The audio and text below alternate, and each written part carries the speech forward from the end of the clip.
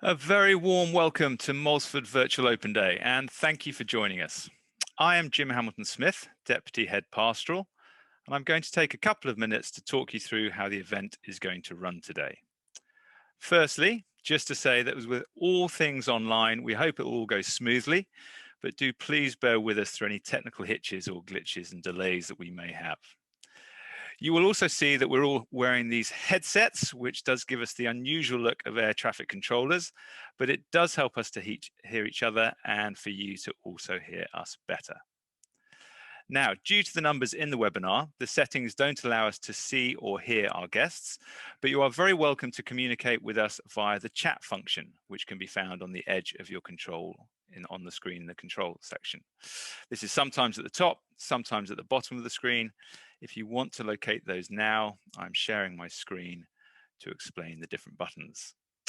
Please let us know via the chat box if there are any technical hitches or you can't hear us, and we will endeavour to resolve things.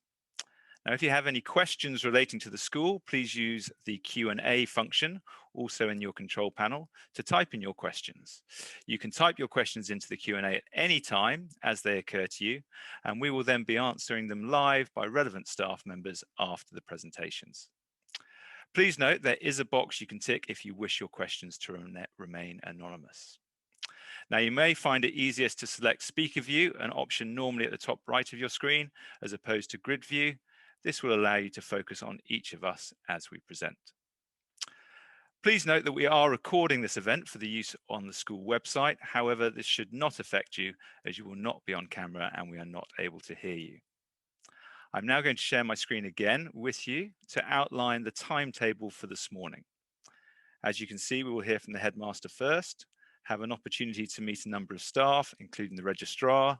We will have a live Q&A, an online poll, and I know some of you have booked a one-to-one meeting with the headmaster later as well. The online poll is a great way for us to gain your feedback from the event, and we'd be very grateful if you could complete the short multiple choice answers which will appear on your screen at the given cue. Now, hopefully that gives you a good idea of how this morning will work. So I'm now going to hand over to the headmaster. Very, very good morning, everyone. And I am Ben Beardmore-Gray, the headmaster here at Moulsford Prep School. And by way of introduction, this is my 7th year as head of Moulsford. And prior to Moulsford, I was head of Moden Hall, a co-educational boarding school in Northumberland. And before that, head of Farley Prep School in Hampshire. My wife and I have 3 teenage children who've all been through prep school and are now providing us with all sorts of different challenges through GCSEs, A-levels, and university entrance. I'm very sorry we're not able to welcome you here to the school in person on this occasion, but we very much hope that you will enjoy our virtual event and that it will give you a really good flavour of our very special school and community. I do hope you've had an opportunity to watch our school tour video, but if not, you'll receive a link to watch it after this morning's presentation, along with some others, which we hope will be of interest. Now, I'd like to talk to you this morning about the ethos of Moulsford, in the hope of giving you a really good feel for the school until you're able to visit. Now, first, the most important aspect of Moulsford is the pastoral side. Our primary aim is for happy and settled boys. And I work on the basis that if boys wake up in the morning and they look forward to coming to school, then they are going to thrive. The relationship between the school, the boys, and the parents is absolutely key. And we want to nurture a really good dialogue with you as parents so that you can pass on any relevant information to us. The more we know about your boys, the better chance there is of them being settled. Now, we have various pastoral layers and structures all designed to support your boys. The role of the form head is incredibly important. The role of head of year is absolutely crucial as well. And we have a deputy head pastoral, Jim Hamilton-Smith, who you've just met, who will tell you more shortly about the pastoral side. Now, on the academic front, we have very high standards and expectations, but we are not an academic hothouse. Our aim is not simply to drill boys to pass exams, but it's about creating a lifelong love of learning and curiosity, and to prepare the boys for life in the 21st century. We redesigned our curriculum in 2017, and we thought very carefully about the skills the boys would need to flourish at both their senior schools, at universities, and in the workplace. Skills such as creativity, lateral thinking, teamwork, collaboration, resilience, ICT skills, communication skills, emotional intelligence, and empathy. Now, on the extracurricular front, our extracurricular program links directly into this new curriculum in equipping boys for modern life. We have a very broad program covering music, sport, art, drama, and outdoor pursuits. And we want boys to try everything. Over time, boys will probably focus on the 4 or 5 areas that they really enjoy, but it's all designed to build self-confidence and self-esteem, such as a boy playing the trumpet in front of 100 people after just 2 months of practice, or a boy working his way up the climbing wall levels having just started that term. Now, in a school of 370 boys, manners, courtesy, and discipline are very important to us. And our experience is, just like in the classroom, if you have high standards and high expectations and you set the bar high for the boys, they will rise to the challenges. Inevitably, boys can get things wrong and step over the line. Now, when this happens, we sit them down, but the most important thing when we talk things through is, what have you learned from the experience? Now, advising on senior schools is an absolutely key part of mine and the school's role. And I have individual meetings with all parents in year 5 to talk them through all the various options for their sons. And we give totally independent, tailored advice for each boy. Moulsford is not tied to any particular senior school, and on average, we're sending 54 boys to 14 different senior schools into year 9 every year. This works out as a split of roughly 50-50 in terms of boarding and day. On the boarding front, Radley, Marlborough, Eton, Harrow, Wellington, St Edwards, Bradfield and Stowe would probably be the most popular schools. And on the day front, Abingdon and Magdalen College are both very popular. But both those schools are academically selective, and therefore they won't be right for every boy.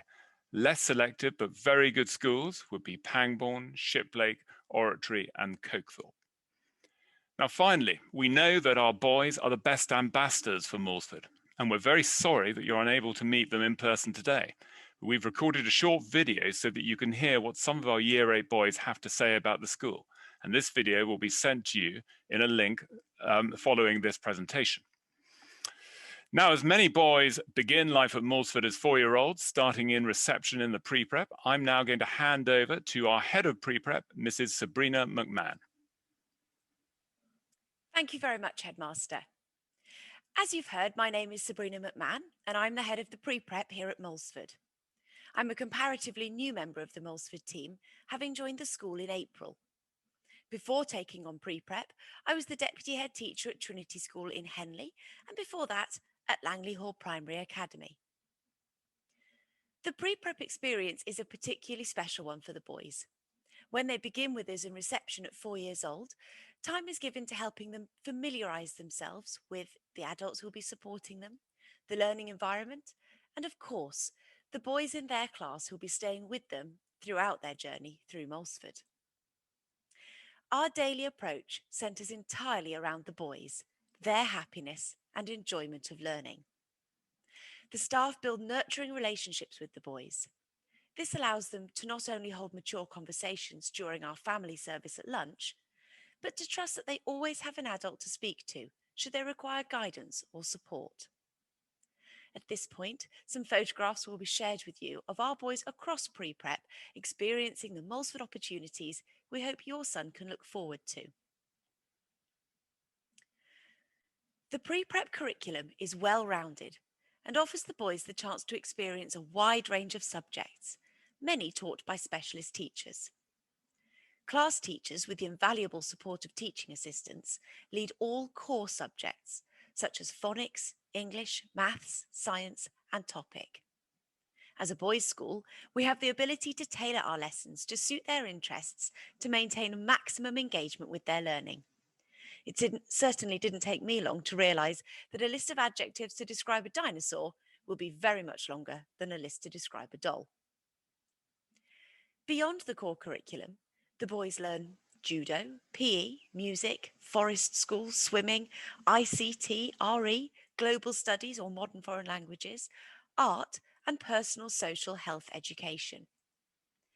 Reception class attend Forest School weekly throughout the year, while years 1 and 2 alternate half-termly between swimming and Forest School.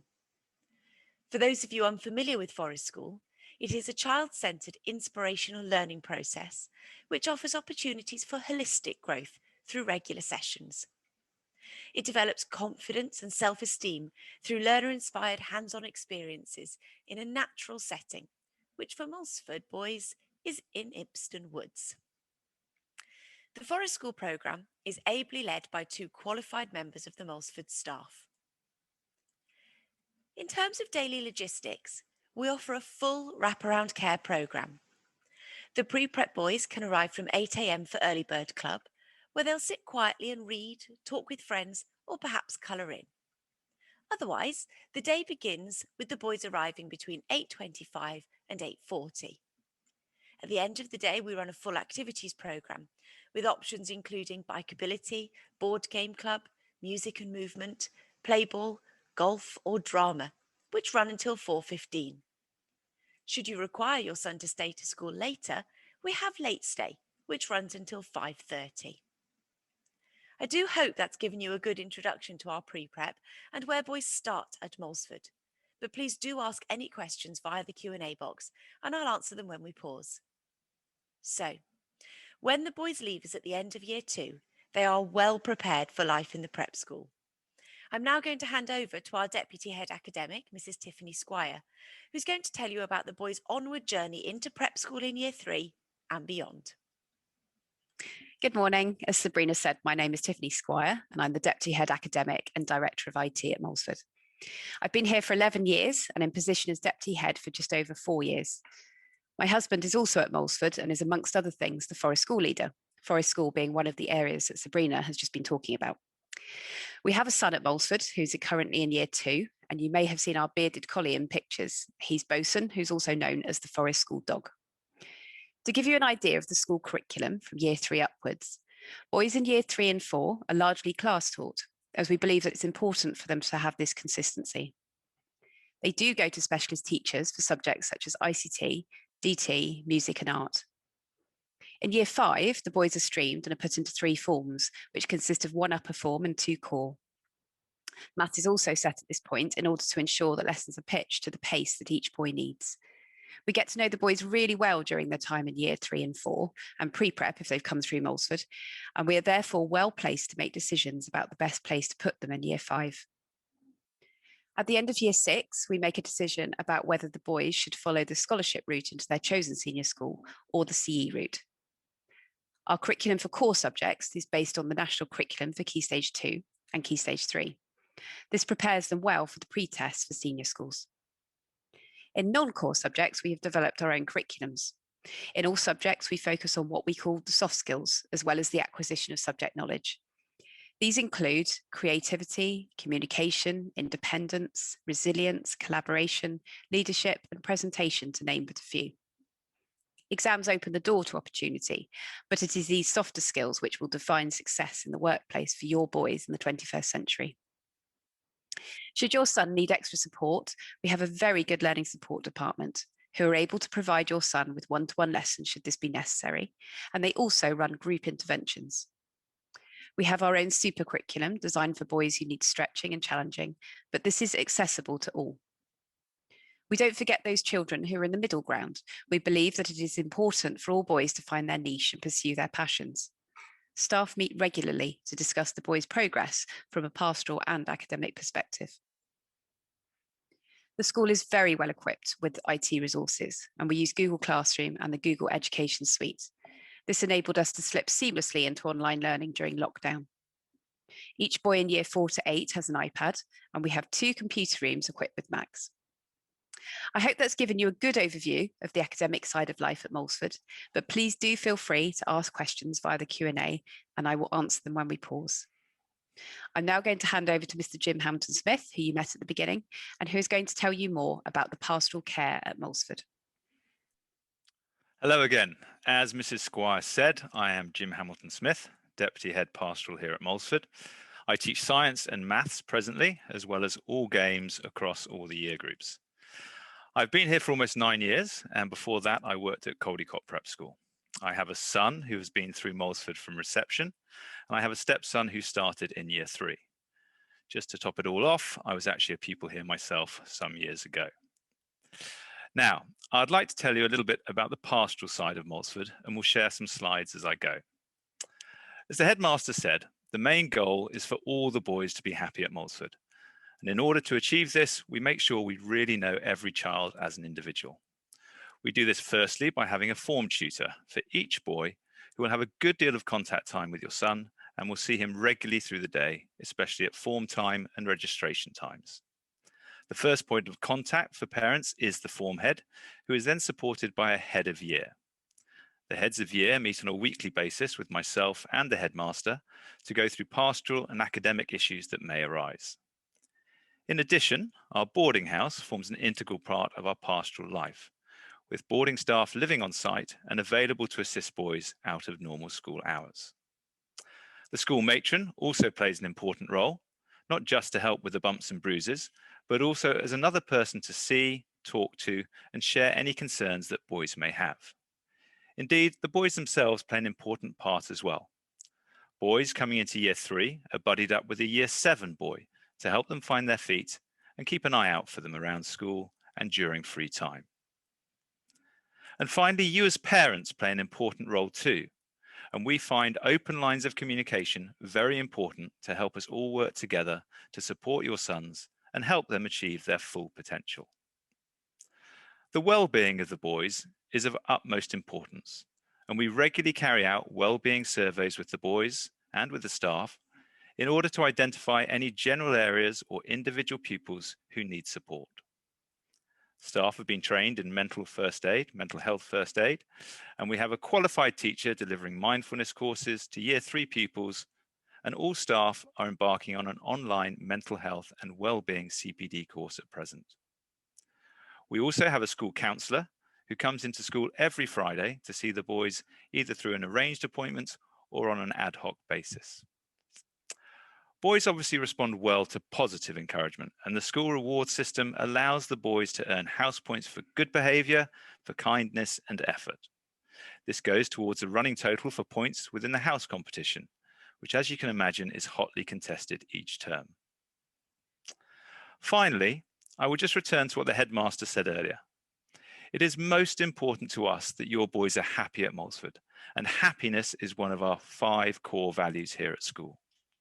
The happiness of the boys, the opportunities that they experience, the community that they are a part of, the support that they give to each other, all help develop the well-rounded young man who leaves Moulsford at the end of year 8. Now, I hope that gives you some indication of the nurturing side of the Moulsford community and how ultimately our primary aim is for boys to be settled, have fun, and enjoy coming to school. And with that, I will hand back to the headmaster. Thank you, Jim, Tiffany, and Sabrina. And now I'd like to introduce you to Jill Morrin, who is our registrar and who's your point of contact for any queries relating to admissions. Good morning, everyone, and welcome once again to Moulsford. My name is Jill Morrin, and I am the registrar here. My job is to guide you through the admission process from the first telephone call or email right through to your boys joining the school, and to make this process as smooth as possible for you. If you're interested in your son joining any year group, please contact me as soon as possible so that we can establish if we have a place available, and I can talk you through the process. If you require a place in the reception class for your son, again, please register him with us as soon as possible. Registration forms can be downloaded from our school website, or I can send one out to you if you give me a call or drop me an email. All my contact details can be found on the school website. I'd love to hear from you with any admission questions you may have, so please do ask in the live question and answer session or give me a call. I look forward to hearing from you soon, and for now, I'll hand you back to the headmaster. Thank you very much, Jill. And I'd now like to open the floor for our Q&A sessions, where you're invited to type in and send in any questions for any of the staff here today via the Q&A button on your control panel. Now, as well as those who you've already heard speaking so far, we also have with us today Jaimie Noble, who is our head of boarding, and Laura Wood, who is a current parent, who are both equally happy to answer your questions as well. So I'll read the questions out, and then each of us will answer verbally so that you can all hear the answers. Reminder that you can tick the anonymous box before submitting your question if you would prefer. So let me just open up the Q&A now. So question 1, what are the sizes of the classes up to year 5 and when do you set the streams? I'm going to hand that over to Tiffany Squire to answer that one. Over to you, Tiffany. Thank you. So as I said, we do our streaming. We look at that in year 5. We are very, very keen that we make sure that we get things right for the boys rather than concentrating simply on numbers. But our classes tend to range between about 14 and 19, our forms do. When it comes to streaming, as I say, it's not just about a numbers exercise, it's about making sure that we have the best fit. So we have in the past had some top sets or some top forms, for example, that go up to 20, but we don't go beyond that. Thank you very much, Tiffany. Next question is, my son is joining year 4. Will he be offered a year 7 buddy? Now, Mr. Hamilton-Smith, I'm going to pass this one over to you, just of how we settle new boys into the school. Absolutely. So what would happen? A boy coming to year 4 would certainly get a buddy within his class as well. So boys who've been there for a year already, or maybe longer if they've come through the pre-prep, they would be buddied up within their form. But also the reason we buddy up year 3 with year 7 is that as they move forward to the next year, as they go into year 4, their buddy is then still in the school in year 8. So we would, with a new boy coming into year 4, we'd also buddy him up with a year 8 boy to help support him around school as well. Thank you very much, Jim. Now we have a question about Tier 4 visas here. I'm not 100% sure of the answer to this. So the question is, will the school accept a Tier 4 visa? Jill, do you know the answer to that? If we don't know, we can get back on that one. Currently, we don't actually accept Tier 4 visas, but I know the person asking the question, sorry, but if you give me a call next week or if you email me, we can have a chat about it. Thank you very much, Jill.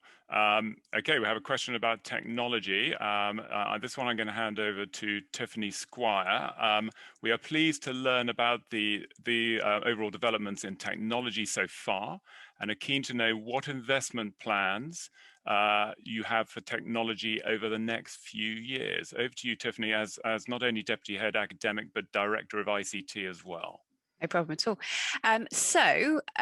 One of the, when we're allocating budget, obviously one of the important things is to look at maintenance of equipment as well as sort of investment in future technologies.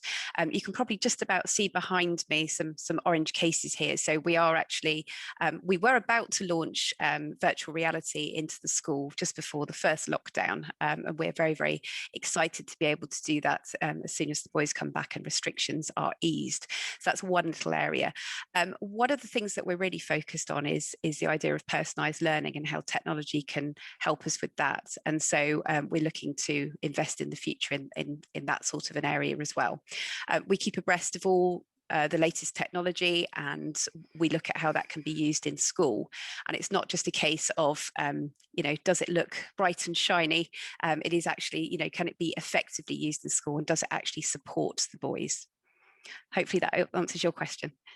Thank you, Tiffany.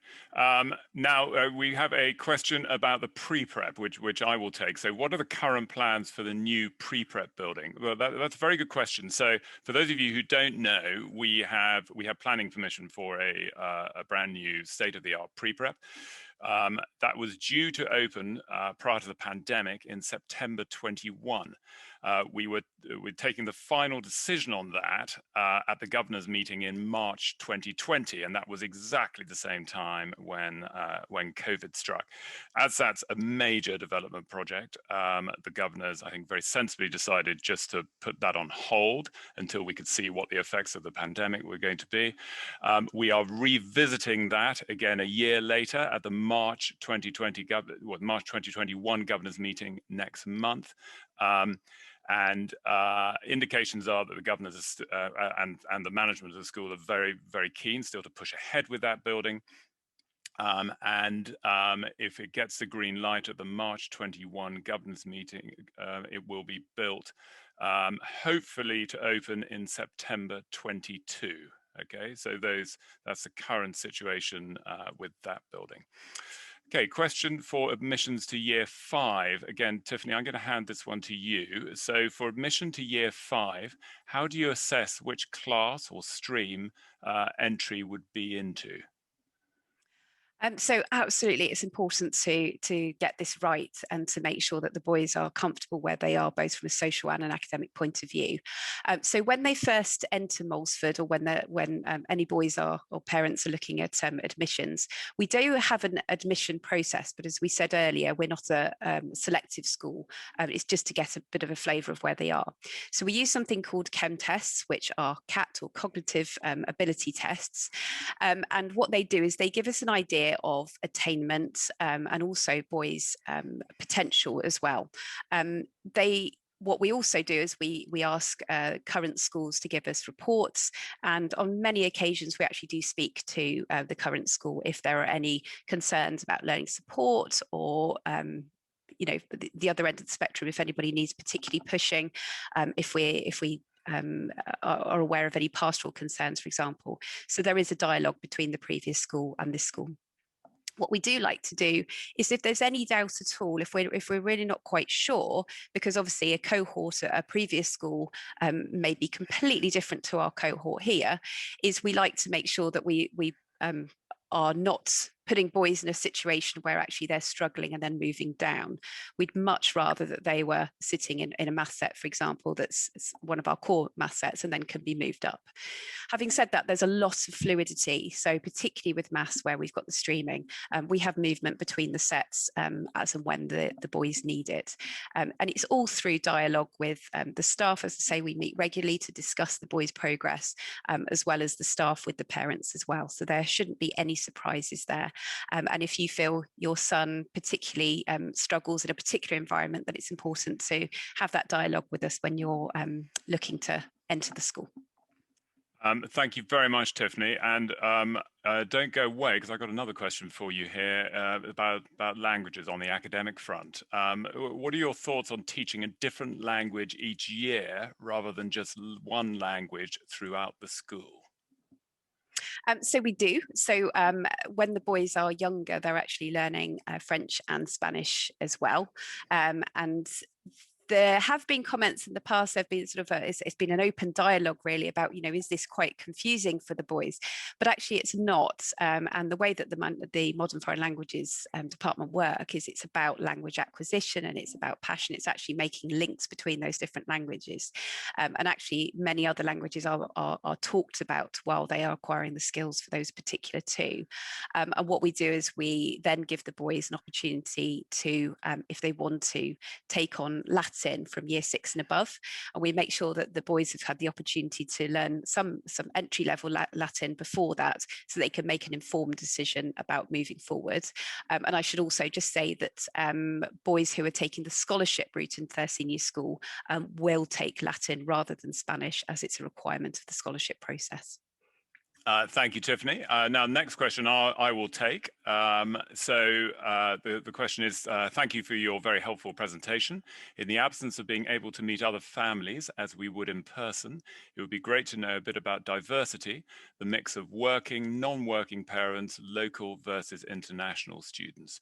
I think it's fair to say that we have a really sort of broad mix on the parental body. We have a lot of families where both parents work, and we also we are effectively a local school. The vast majority of families live within 15 miles of the school.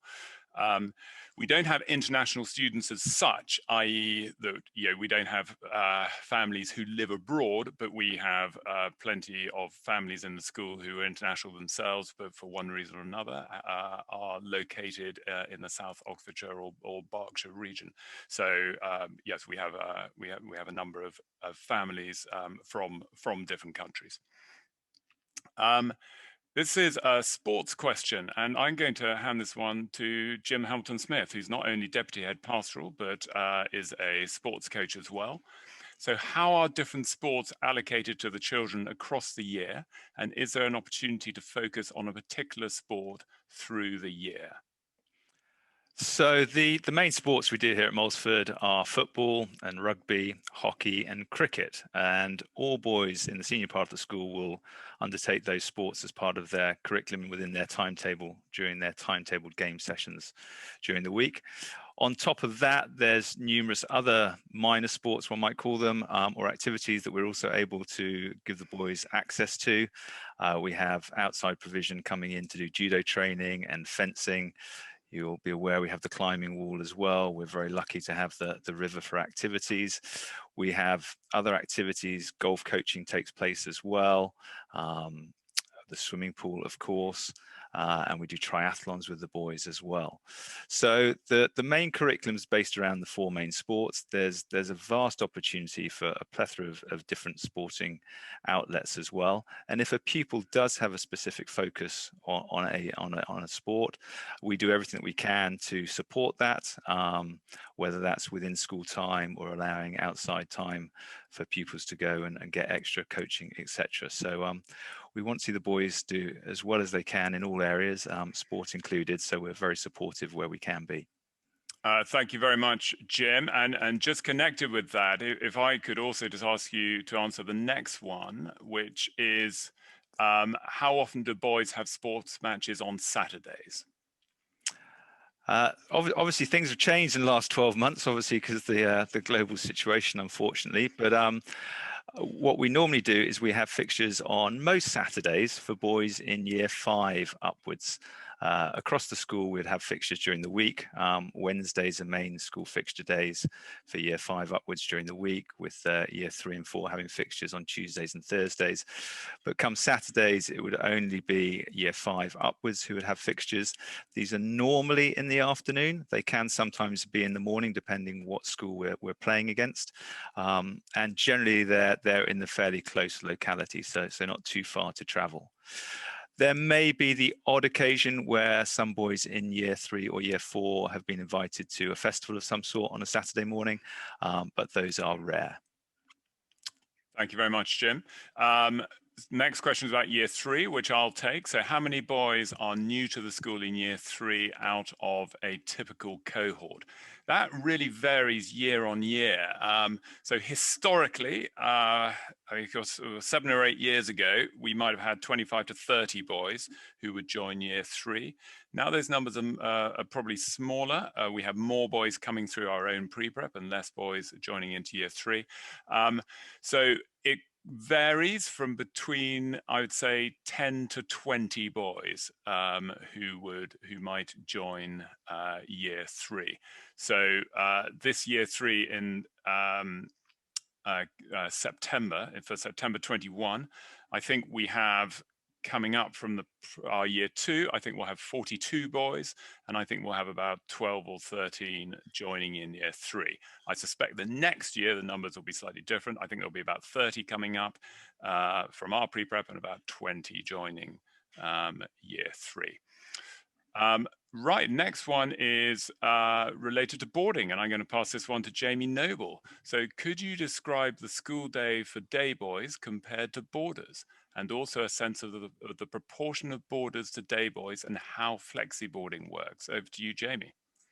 So in terms of the school day, it's exactly the same for boarders and day boys. So from when boarders breakfast finishes just after 8 o'clock until our after school activities program ends at 5:45, when we see the boarders up in the house. it's exactly the same, and boarders are integrated as the day boys within forms and teaching groups in exactly the same way. In terms of the proportions of day boys to boarders, we have 35 beds in the boarding house from a school of 370. With our flexi boarding model, which I'll talk about in a moment, we do have times when we have up to 50 boys boarding over the course of a week, with some boys boarding on one side of the week and other boys boarding on the other side of the week. It tends to be slightly more top heavy, so it tends to be more boys at the top end of the school in year 7 and particularly in year 8 who are boarding. And by the summer term of a year 8, we tend to see about 50%, about half of our year 8 boys who are boarding. In terms of how flexi boarding works, our model is very, very clean and very simple. Essentially, boys can board for 2 consecutive nights each week, or all 4 nights that we offer each week. So it's either Monday and Tuesday, or it's Wednesday and Thursday, or it's all 4 nights consecutively. I hope that answers the questions. Thank you very much, Jaimie. Next one is an academic question, so I'm going to pass this on to Tiffany. If a boy isn't in the top stream, what support do they receive based on their potential to stretch them further? Absolutely really important. And we don't look at the boys in terms of sort of pigeonholing them into particular areas. We're aware that, you know, some boys may have particular strengths in one area of the curriculum, but find something tricky in another. And when I say we meet regularly, we absolutely do that. And we discuss each of the boys and their potential and what we can be doing to support them. As I said earlier, we have a super curriculum, which is accessible to all of the boys. We, again, just before the first lockdown, we were looking at launching lunchtime lectures and that kind of thing, so that the boys can enrich their learning, and the activities program does that as well. We are very, very aware of different personalities of the boys. So there are some that maybe aren't in the top stream, but we're aware that they are able. It might simply be that they are a type of personality that might not cope well with the pressure of being in the top stream, and might not cope with the competition and the pace, for example. As I say, it's incredibly fluid. So if we have got a boy who's maybe on the cusp, the support that we're giving, and because we know the boys incredibly well, means that that movement can happen if necessary.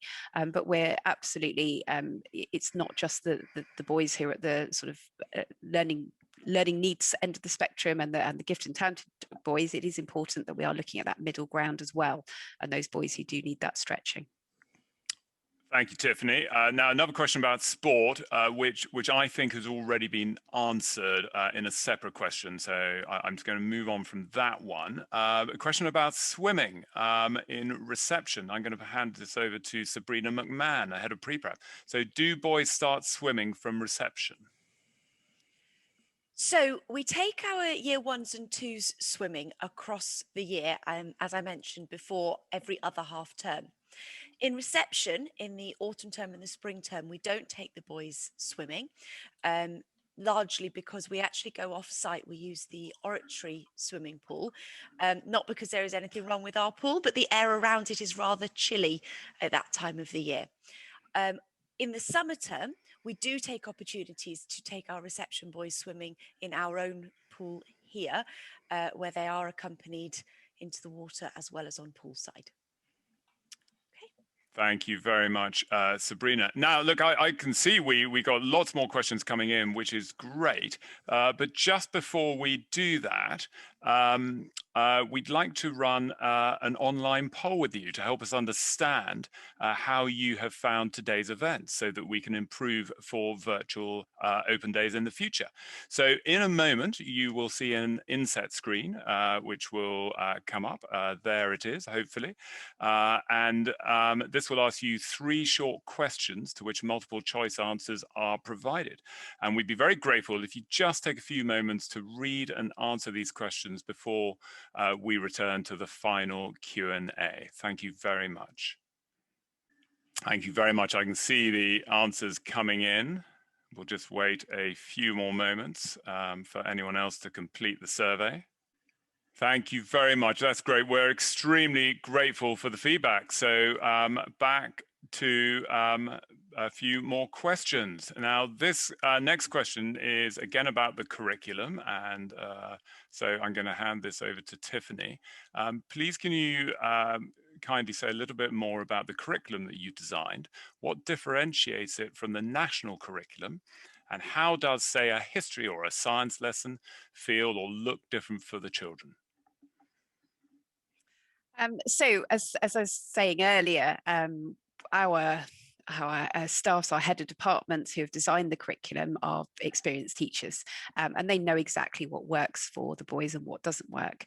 One thing that we know in a single sex school with boys is that we like to do things very practically.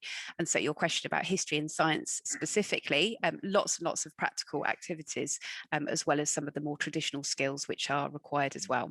What we're able to do, because we're not following a national curriculum or a different curriculum, is we are able to make links between subjects. So rather than compartmentalizing different subjects and saying, now we're going to do science, now we're going to do history, we're actually making links wherever is possible and appropriate to do so as well. So quite often in the humanities subjects, for example, history, geography, and religious studies, there are lots of links that are being made there, and we have the flexibility to do that.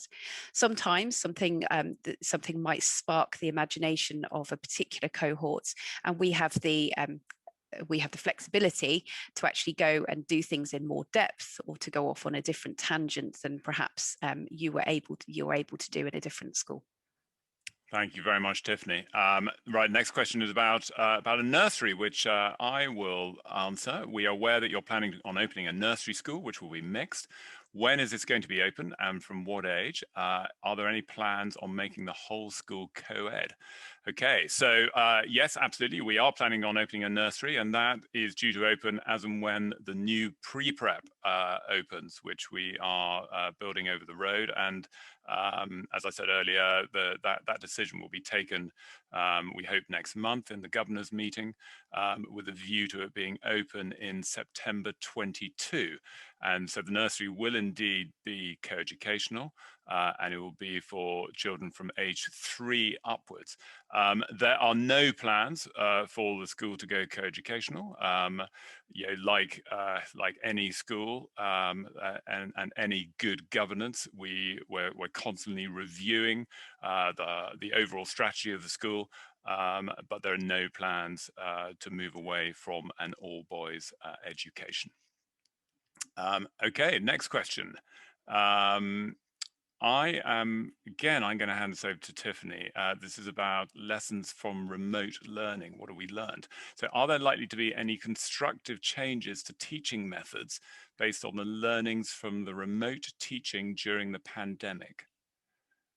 Absolutely. We've all learnt a lot. And in terms of staff skill set, although we were I would like to think we were very advanced in terms of the technology side of things. As say, we were using Google Apps for Education, we have been using for many years, and Google Classroom as well. There was a real sort of skilling of staff as well as the boys as well in that sense, and we certainly don't want to lose those skills after lockdown as well. We like to look on the period of virtual learning, although that it's very easy with the media to sort of focus on the negatives of everything. We like to look at the positives. We like to look at what we can take from that.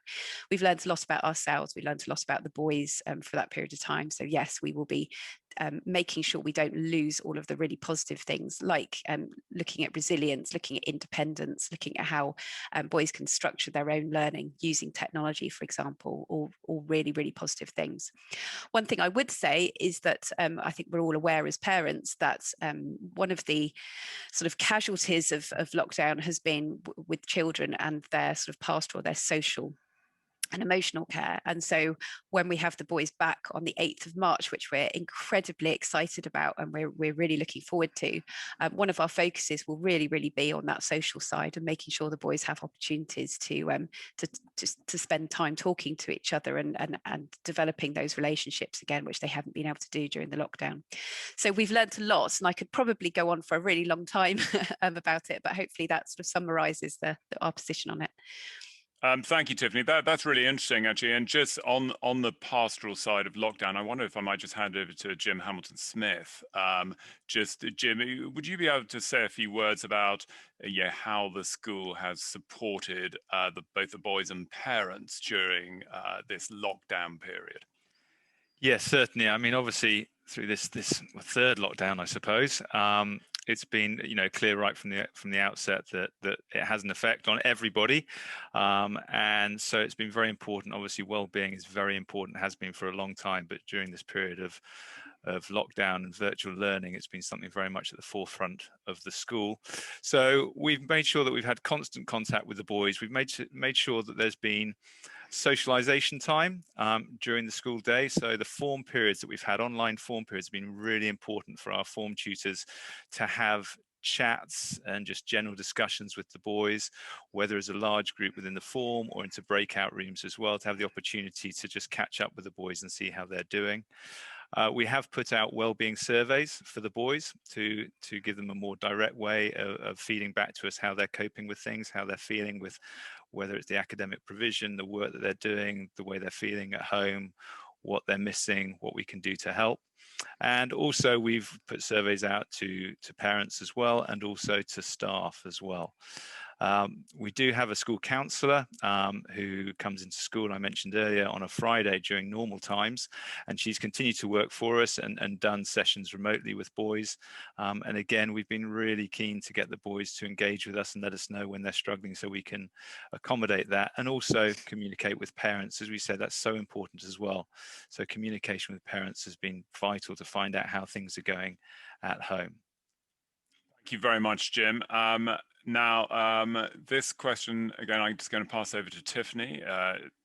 So what is your support system for children whose first language is not English, and how would that influence your admissions criteria? Well, the first thing to say is that it certainly doesn't influence our admissions.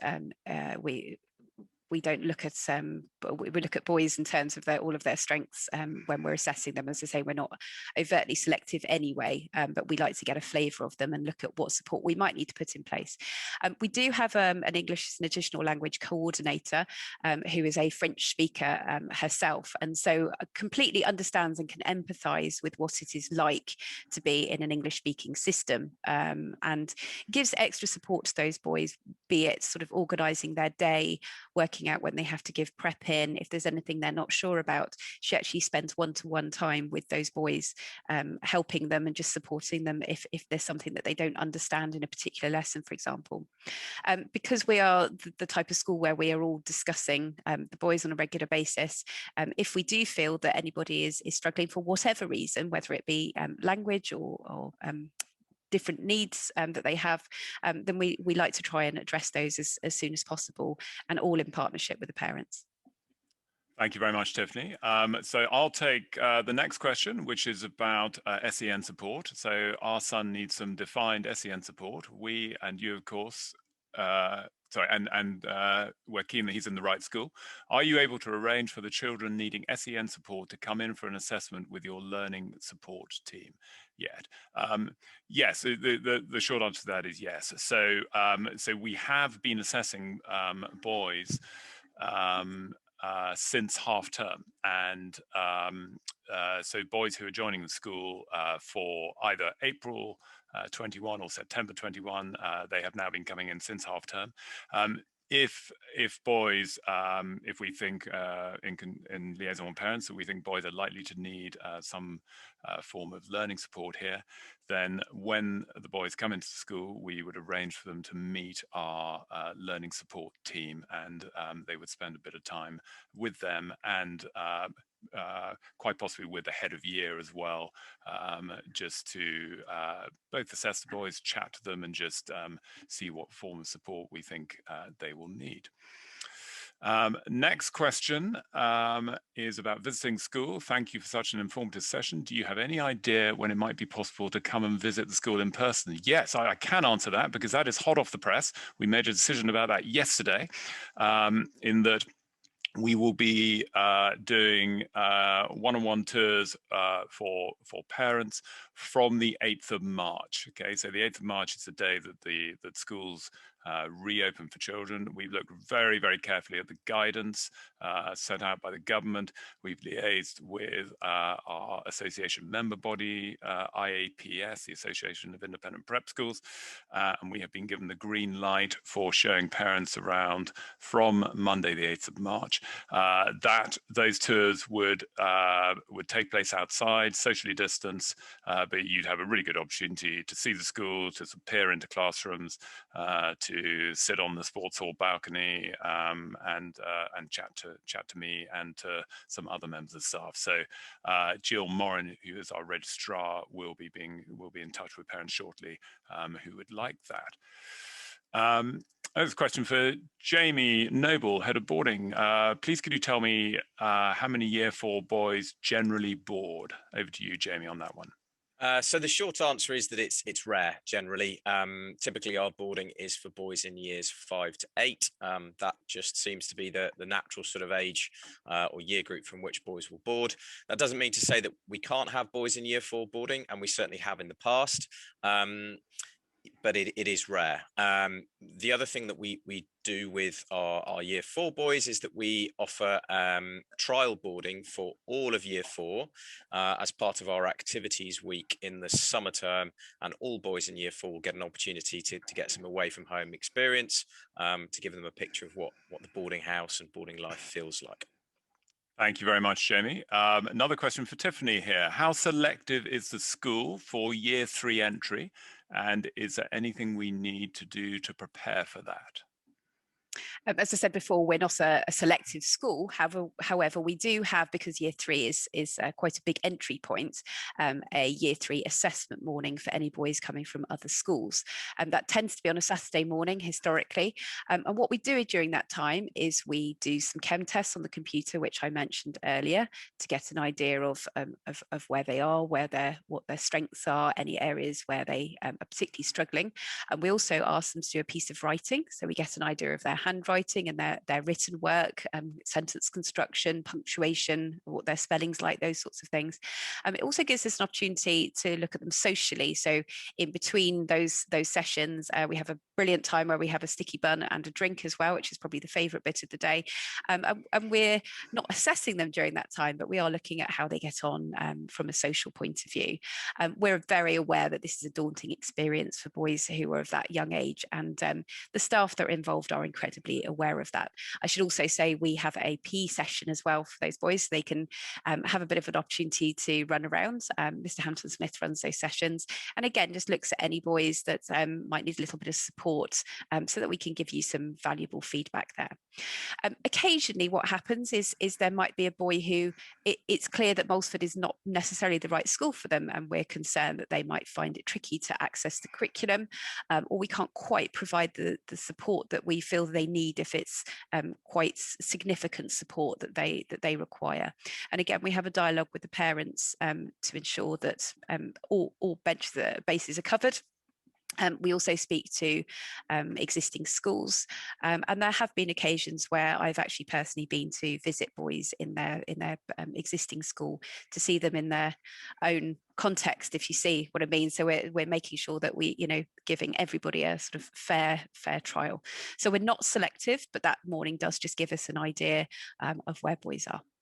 Thank you very much, Tiffany. And there's a very similar question actually about Year 4 entry. What will assessment for Year 4 entry consist of currently? And effectively, it's a mirror image of what's happening in Year 3. But the boys at the moment, the boys are coming in individually if they're coming into Year 4. So they will sit some chem testing on the computer that will assess both their English, their reading, their maths.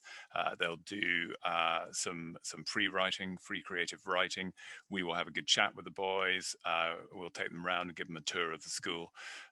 And we also ask for a reference from their current school.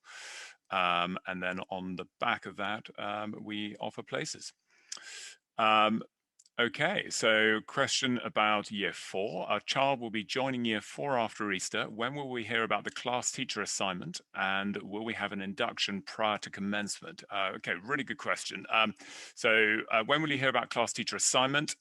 We would normally communicate that to parents probably just before half term in the summer term, either before or just after, so May or June. And will we have an induction prior to commencement? Yes, in a normal year, absolutely you would. And so we'd ask boys to come in, and all the new boys joining for the following year would have a taster day, and they'd meet their class teacher for the following year, and they'd also spend time with the boys who they're going to be in a class with. At the moment, for next term, I'm afraid we just don't know what that's going to look like. We'll have to wait for further government guidance. The guidance that we have at the moment only takes us to the end of this term, and there'll be new guidance released by the government for what the summer term will look like. But as soon as we know that, we will be in touch. Okay, question about Saturday schools. Do the boys go to school on Saturdays, either for lessons, activity, or sports? And if so, what age does this start? The short answer to that is no. We do not have Saturday school at Moulsford. Okay, so from an academic and an activities point of view, we are a Monday to Friday school, but we do have some sports matches on a Saturday for boys in year 5 upwards. That is not every Saturday. And it doesn't involve all boys for every Saturday either. So no lessons or activities, but some sports matches, and those sports matches might be in the morning or in the afternoon. A question about boarding, which I'm going to hand over to Jaimie. At what age are the boys able to try out the boarding school? Jaimie. So I mentioned briefly earlier about our trial boarding for year 4 boys in the summer term of year 4. We also run trial boarding weeks in the autumn and spring terms, which open to boys in all year groups. Generally from year 5 upwards, and we also launched this year, but sadly weren't able to fulfill it, doing some Friday night taster evenings for boys in year 5 as well. We're very keen, we're very conscious that parents are having to make decisions about senior schools and the boarding versus day option earlier and earlier, and giving you as parents and your boys the opportunity to sample boarding life before making those decisions. So yeah, year 4 in the summer term, the boys get to have a trial as a whole year group, and then from year 5 onwards, we organise official trial weeks. But we also, if we have the space available to do it, organise trials on an ad hoc basis as well. Thank you very much, Jaimie. Next question I will take. It's lovely to hear about the school. If we're not able to offer full financing, is there any help? Yes, so we do have we have a bursary fund at the school. That's a finite pot, and we don't have any endowments in the school overall. So all bursaries are actually financed out of income, but we absolutely recognise that that it's really important that we have a bursary fund. And so for parents who do require financial assistance, we ask you to contact the bursar. And he would liaise very closely with you as to whether we might be able to offer a bursary for children. Okay, so next question I'm going to hand over to Sabrina in the pre-prep. It's about joining year 2. So our son is joining year 2 in September. How do you support new boys with their social integration into existing year groups? Over to you, Sabrina, on that one. So it's really common for us to have new boys joining at the start of a school year. This year we actually had 10 new boys joining year 2 in September, which obviously means there are boys together going through the similar experience of starting somewhere new. The boys that they join who are already in pre-prep are enormously proud of their classrooms, their friends, their playgrounds, and they very much look to be a supporting framework for any new boys that come with us. We spend time on day one introducing everybody, finding out a little bit about them, making sure that they are confident with their surroundings. Because obviously we do move a certain amount whilst we are largely class-based. There are some lessons where we don't remain in our classroom, and we just want to make sure that there is a confidence among our new boys to feel that they can either ask for support or that they are happy that they already know. But generally speaking, it's an incredibly smooth process for them. Thank you very much, Sabrina. The next question is about scholarships, which I will take. What is the success rate for scholarship entry? Now, really good question, that one, actually. And so out of a year group of 54 boys, and look, I assume this question is about moving on into year 9 and scholarships for senior schools. So out of a year group of about 54 boys, we, in an average year, we might have 15 plus scholarships, something like that. And that'll be a very broad mix. So it'll be a number of academic scholarships, sports scholarships, music, design technology, some all-rounder scholarships. So there's really sort of good broad range of scholarships being won at a variety of different schools. We found more recently that the number of scholarships being awarded by senior schools has diminished. There are a number of senior schools that are no longer offering all-rounder scholarships, for example.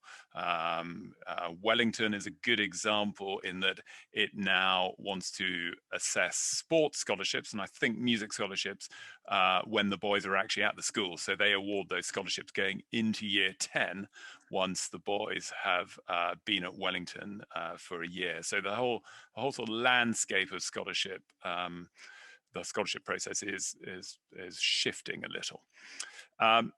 Okay, another question. How many boys join year 7?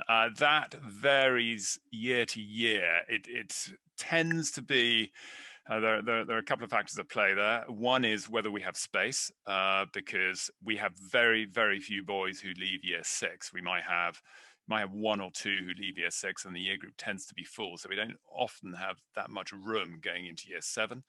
But the numbers might be 4 or 5 a year. So those kind of numbers. Sometimes it can be a little bit lower, but I'd say on average, 3, 4 or 5 a year coming into year 7.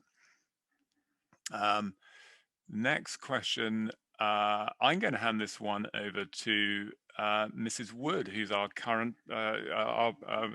parent. So how is the interaction and atmosphere amongst parents and families in terms of inclusivity versus competitiveness? Over to you, Mrs. Wood, on that. Well, I would say that I think we're really, really lucky in that the community, the Moulsford community, is a really special place to be.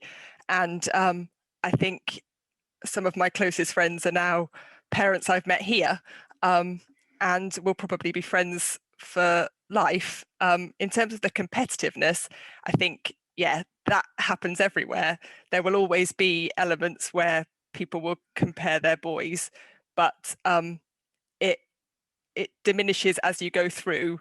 And I think you just, that's just part of life. But I think as a community, we're really lucky that as soon as you join the school, a form rep is there to introduce you to all the other parents. There's socials throughout the year. There's a parents association who arrange events, quiz nights, the summer ball, all events that I hope will be returning once this pandemic ends, because it's been, I've missed it. But it's, we're very lucky as a parent that everybody gets on, and hope that answers that. Thank you very much, Laura. Not an easy question to answer, so well done. I thought we gave a great answer there. Another question for Tiffany.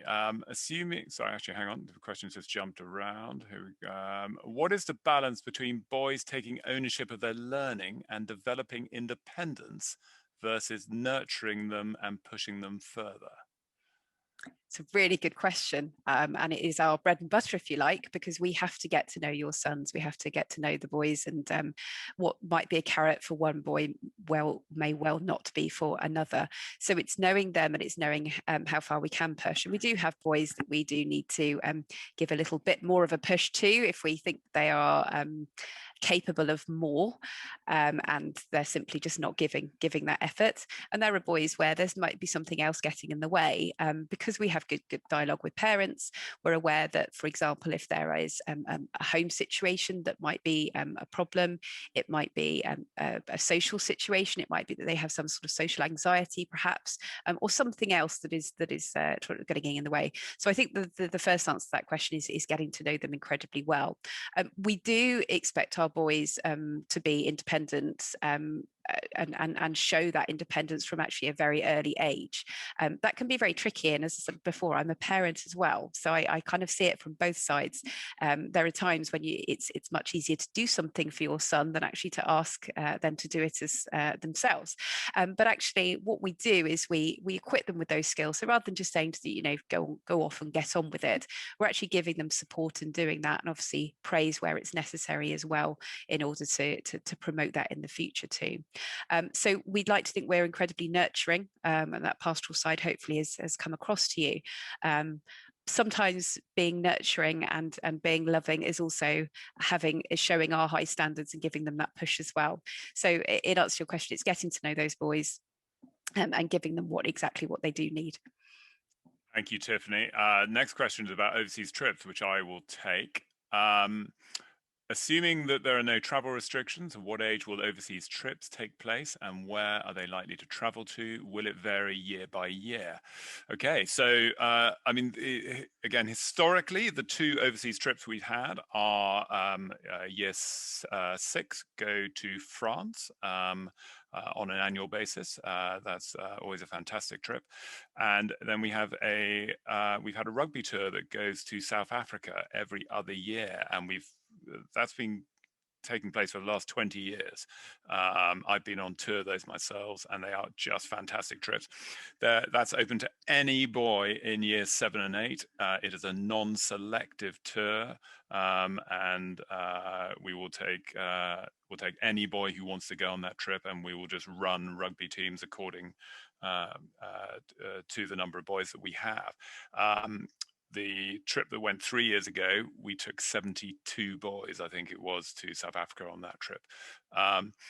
So will it vary year to year? Yes, look, nothing we do is set in stone. We're always looking to evolve, change, and adapt. We haven't, for obvious reasons, we haven't got any trips planned.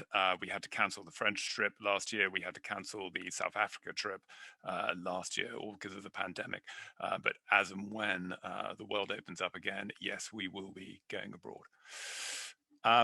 Right, next question is, I'm going to pass this over to Jim Hamilton-Smith. So how long is the lunch break? Do boys have time then to socialize? Are there lunch clubs? And over to you, Jim. Yes, so my mind escapes me, but it must have been about 5 years or so ago that we actually tweaked the timetable for the school day, both in terms of lessons, but also in terms of free time. And lunchtime was an important part of that. We felt that we just needed to give the boys a little bit more break time at the lunchtime period. So actually nowadays the boys have an hour for their lunch break. They will go into the dining room. Year 3 and 4 boys will have family service, and they'll be in the dining room for 20-25 minutes or so. Year 5 upwards will have more cafeteria style. Will take their food from the servery, have a seat along with members of staff, and then once they've eaten, they're allowed to go outside and play.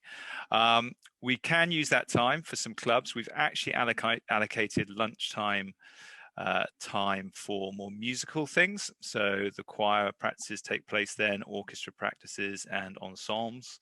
And also it's a good time for us to have meetings such as school council meetings as well.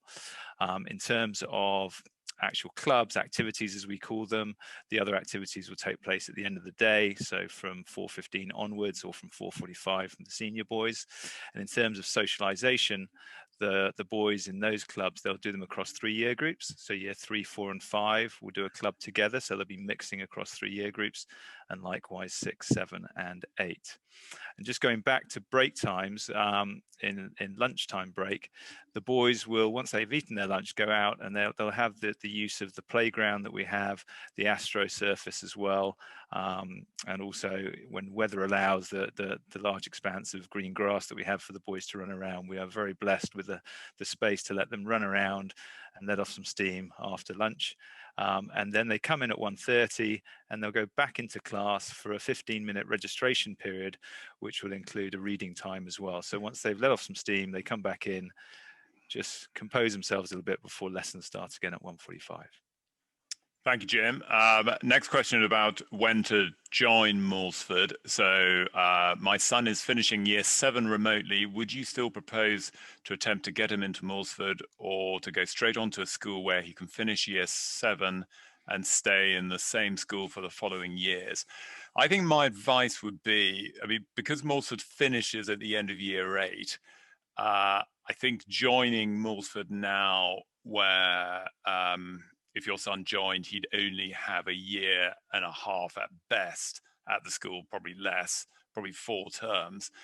It would probably make sense for him to go to a school where he could go sort of straight through and continue on. Otherwise, it will take a little while to settle into the school, and by the time he's settled, he's going to have a year and move on. Our last real entry is at the beginning of year 7. It's very, very unusual for anyone to join after the beginning of year 7. It has happened, but it's not common. Okay, I'm going to hand the next one over to Sabrina McMann. It's about reception. So how do boys in reception find the length of the school day with a potential travel time of 30 minutes? When would you suggest younger boys are comfortable to take the bus? So when boys start in reception, it's undeniable that they get tired. It is a full school day, and they get more tired as the term goes on. Having said that, we expect that. We nurture them throughout their school day and make adaptations where necessary. Obviously, some travel time on top of that would have an impact, but they do learn their day and their expectation in terms of wakeful hours and engagement hours.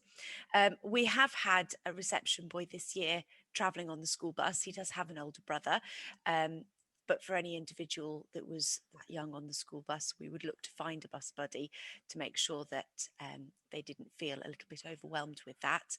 And I think it would be very much a case of you knowing your son and taking the advice from Mrs. Mackenzie, who is our early years lead, to see if she felt that perhaps that was too much or if it was the right time. But that could certainly be a discussion to have together. Thank you, Sabrina. Question about settling in days for boys starting in September. Is there a settling in day, and when does that happen? Yes, in a normal year there would be. So that would take place in June. But we just don't know whether we will be allowed to do that according to the government guidelines and restrictions. We very much hope so, so that all boys who are starting who are starting September will come and be able to spend a day at the school. But once the new guidelines come out for next term, we will let you know that. I'm going to have the next question over to Mrs. Wood again, our current parent, Laura Wood. So what is the sense of community amongst parents? I think I probably covered it earlier as well, but it's a very tight-knit parental community. There are lots of events happening. There are parents association events, but also within year groups there are barbecues, parties. If you want to, you could go to a dinner party every weekend, but it's just a really friendly place to be part of. Thank you very much, Laura. And back to Sabrina. Please could you let us know how much homework the year 2 boys have? So we don't strive to overload the boys with home learning tasks. A number of them, a large proportion of them do choose to stay at school until 4:15 and some of them later. However, we do ask the boys to read as far as is possible daily, and we monitor that reading that happens with their reading journals. They also take home some spellings based around the phonics programme, and they do approach a weekly spelling test. As the year goes on and they sort of move past the sort of midpoint of the year, we do then look to set a little bit more in terms of some maths work, maybe some comprehension work, etc. Really as part of their transition preparation for year 3 and what prep school expectations will then be of them. I hope that answers that question. Thank you very much, Sabrina. Next question is about international students. Are there any international students at Moulsford Prep School? The answer to this is we have international families who live in the area, but we don't have, basically all the Moulsford families live within 15 or 20 miles of the school. Okay, so within that, there are plenty of international families, but we're not looking to draw in families, from necessarily sort of outside of the UK as such. Okay, so this is about year 7 entry. We'd be looking at entry at year 7 for our son. Do you have many entering at this stage, and what would the process be, please? We don't have huge numbers. It's about, it can be roughly 4 or 5 boys who would join year 7. Sometimes a little bit fewer than that, and we ask for boys to come to the school, to sit an assessment at the school. We ask to take a reference from their previous school, and we have an interview, and then places are offered on the back of that. Okay, so a question about reception. This is over to you, Sabrina. So for boys starting in reception, what is the process for the first few days when they settle in? Is there anything that is expected of them at this age academically? So when they first arrive, our priority is really on social expectations, making sure they understand where they hang their things. They all have their own cubby. They need to know where the toilets are and the timings of the day, and indeed the behaviour expectations. Our boys come from a variety of environments. Some of them have come from formal nurseries, some of them have come from preschools, and some have come from home and haven't had any previous experience. And we take all of that into account and very much nurture them into the start of their school life. In terms of academic expectations, we don't start with any expectations at all. Because, as I say, they've had very different experiences. So we give them some time to settle in. We begin the process of understanding what they may already know and their own starting point, and then we take them forward. Thank you, Sabrina. Next question is about Lambda. I'm going to pass this over to Mr. Hamilton-Smith. Do you do Lambda at Moulsford? Excellent. Well, I do a panto with the boys each year, but yes, we do Lambda, and all boys in the senior part of the school are absolutely able to do that. We have outside tutors who come in and do that for us. It takes place as part of our activity provision, and again, that leads on to a number of boys. We've had a few boys in the school who've been very keen on their drama and have actually during their time at Moulsford been fortunate to find parts in West End shows, and again we've supported them in being able to perform on the stage during term time as well. So drama's a hugely important part of the school and very much supported as well. Thank you very much, Jim. Okay, question about senior schools, which I'll take. At what age do we need to start thinking about our son's senior school, and how do you assist us with making the decision? Okay, this is absolutely key part of the school and my roles, and Tiffany Squire is heavily involved in this as well. So year 5 is when you really need to start thinking about senior schools. And in year 5, we'll have a meeting for all the year 5 parents. We held that virtually a couple of weeks ago. In a normal year, we'd have it in the theatre. We would talk to you about the whole senior school process. We just what to expect. We'd have a speaker who come in, is normally a senior, it has been a senior school head for the last 7 years. So this year we had Nikki Huggett, who's the headmistress of Cheltenham. Last year we had Alistair Land, who's the headmaster of Harrow. We had John Moore, the headmaster of Radley, the headmaster of Wellington, and the headmaster of Abingdon before that. They come in to give you a senior school perspective. And then I invite all year 5 parents to have a one-to-one meeting with myself, and we talk about the specific options for their son. And so, I mean, just to give you a bit of flavor of that, I had 9 of those meetings this week just gone. And those meetings are about half hour, 40 minutes, just talking about all the various options. And then we guide parents through the process over the next 18 months or 2 years. So it's a constant dialogue from there on in.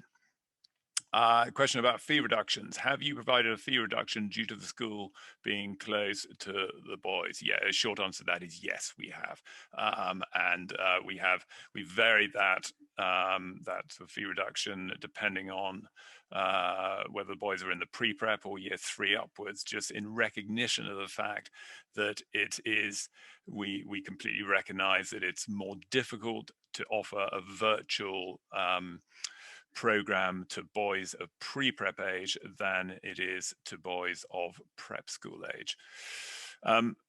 Does the school have any corporate partnership or alliances? And if so, could you share how these support the school and pupils? Look, really good question. And I think the short answer to that is, look, no, we don't have any formal corporate partnerships or alliances with organizations, but those are areas that we are looking to develop, but they don't exist at present. Next question. Do many of the boys leave at the end of year 6 to go to grammar schools? And if so, do you support them with their entry into those schools? And do you have a good success rate with that? Okay, we have virtually no boys leave at the end of year 6 full stop. It might be 1 or 2 a year, but I mean, it's really small numbers. And the boys who do go, do they go to grammar schools? Yes, we might. It's very small numbers. I mean, in the 7 years that I've been here, I can think of, I think it's probably 2 or 3 boys who've applied for grammar school entry, but absolutely will support boys if they're leaving to go to any school, but it is very small numbers. Could you please tell us how you prepare boys for the pre-test, for example, schools like Eton or Radley? Yes, I'm going to hand this over to Tiffany Squire, who is very heavily involved in the preparation for the pre-test, but we have big numbers who will be applying for both those schools, both Eton and Radley. But over to you, Tiffany. So as Ben said earlier, we prepare boys for a large number of schools, both selective and less selective as well. All of the boys have an opportunity to use something which is called atom learning, which they are introduced to in year 5, which gives them a good idea of the ISCB pre-test, which both Eton and Radley use, and many other schools use as well. And this is because the non-verbal and the verbal reasoning part of it is something which is slightly usual to the boys in terms of the questions, and atom learning actually gives them a feel for what the platform will look like when they come to take that test. We also write a reference for every single boy, no matter what senior school they're going to, and we ask for parent contribution to that. But as I said earlier, we know the boys very well, so we're able to use their reports, talk to staff when we're writing those references. We also provide interview practice. This isn't coaching, this is interview practice. So we have 2 ex-head teachers who have at the moment have been working virtually, but have been helping us out all throughout each lockdown when it comes to senior schools. And they're actually making sure that the boys have an opportunity to talk to an adult that they don't know that well, but who's also very familiar with the process and can ask them the type of question that they're going to be asked during that interview. So we give support to all of our boys, no matter which school they're going to, be that the more formal that I've just outlined, or slightly less formal in terms of sort of moral support and that kind of thing as well. Thanks, Tiffany. And the next question is, so what support is provided for boys if they plan to sit 7+? I think that's year 7 plus entry to senior schools that have selective entry at that stage. Well, essentially it's the same. I mean, we have very few boys who leave at the end of year 6. So it's very small numbers, but we will support boys, for whatever school they're going for at whatever age. So the answer is very similar to what Tiffany just gave you there. And then the next question about percentage of boys leaving before year 8. How do you retain boys through to year 8? Again, you're really small numbers leaving at the end of year 6. I mean, just out of interest, I mean, that has changed. So, again, when I got here 7 years ago, we had quite a big leave at the end of year 6. I'd say sort of 9 or 10 boys a year might have left the school, and that has ceased. So it's really, really small numbers. And why is that the case? I think our new curriculum has had a lot to do with it. The fact that the whole curriculum is geared around going the whole way through the school, and year 8 is just a natural time now for the boys to leave. So and I think the extracurricular activities on offer, again, which were completely redesigned about 5-6 years ago, just mean that I think both boys and parents are very keen to come to a natural end to the school in year 8, and that they have a really good choice of schools to go on to beyond that. Okay, final question. We've got one final question, I think is for you, Tiffany, as well. So from year 5, what lessons, if any, do the boys have with their form tutor? It depends a little bit. So it being a prep school, from year 3 to 8, we have teachers, form tutors, who teach a real range throughout the school. So I, for example, teach year 3, 6, 7 and 8 as well. And we have form tutors who teach sort of different parts of the school. So our year 5 form heads for the core